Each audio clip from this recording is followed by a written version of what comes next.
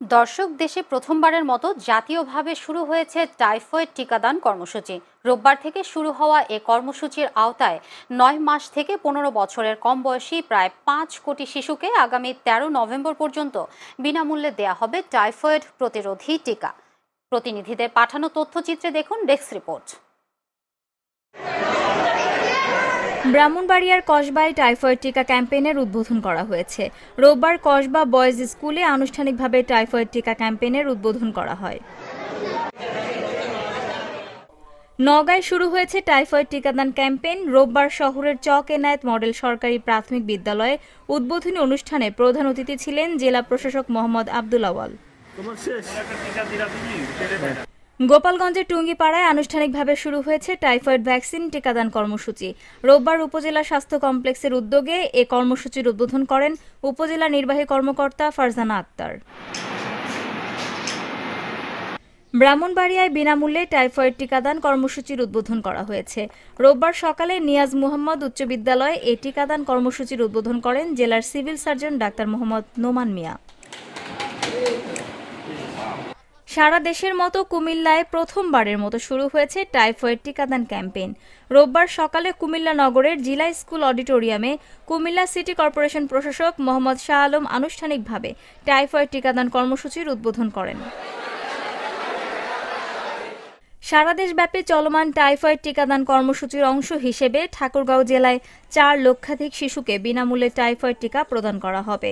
রোববার ঠাকুরগাঁও বালক উচ্চ বিদ্যালয় মাঠে বেলুন উড়িয়ে কর্মসূচির উদ্বোধন করেন জেলা প্রশাসক ইশরাত ফারজানা। মাগুরায় টাইফয়েড টিকাদান ক্যাম্পেইনের উদ্বোধন করা হয়েছে। রোববার সকালে মাগুরা পিটিআই স্কুল প্রাঙ্গণে সিভিল সার্জন কার্যালয়ের আয়োজনে টিকাদান ক্যাম্পেইনের উদ্বোধন করা হয়। টাঙ্গাইলের নাগরপুরে টাইফয়েড ভ্যাকসিন ক্যাম্পেইন উদ্বোধন করা হয়েছে। রোববার সকালে নয়ন খান মেমোরিয়াল উচ্চ বিদ্যালয়ে এই ভ্যাকসিন ক্যাম্পেইনের আয়োজন করা হয়। ভ্যাকসিন ক্যাম্পেইন উদ্বোধন করেন নাগরপুর উপজেলা নির্বাহী অফিসার আরাফাত মোহাম্মদ নোমান।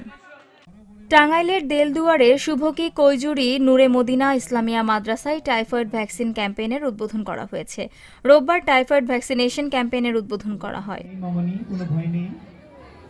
খুলনার মহানগরীতে টাইফয়েড টিকাদান ক্যাম্পেইন উদ্বোধন করা হয়েছে। রোববার খালিশপুর কলেজিয়েট গার্লস স্কুলে ক্যাম্পেইনের আনুষ্ঠানিক উদ্বোধন করেন খুলনা সিটি কর্পোরেশনের প্রশাসক মোহাম্মদ ফিরোজ সরকার। শেরপুরে টাইফয়েড টিকাদান কর্মসূচির উদ্বোধন করা হয়েছে। রোববার পৌর শহরের ইদ্রিসিয়া কামিল মাদ্রাসা হলরুমে টাইফয়েড টিকাদান কর্মসূচির উদ্বোধন করেন জেলা প্রশাসক তরফদার মাহমুদুর রহমান। শিশুদের টাইফয়েড জ্বর থেকে সুরক্ষিত রাখতে সারা দেশের মতো মুন্সিগঞ্জেও শুরু হয়েছে টাইফয়েড টিকাদান ক্যাম্পেইন।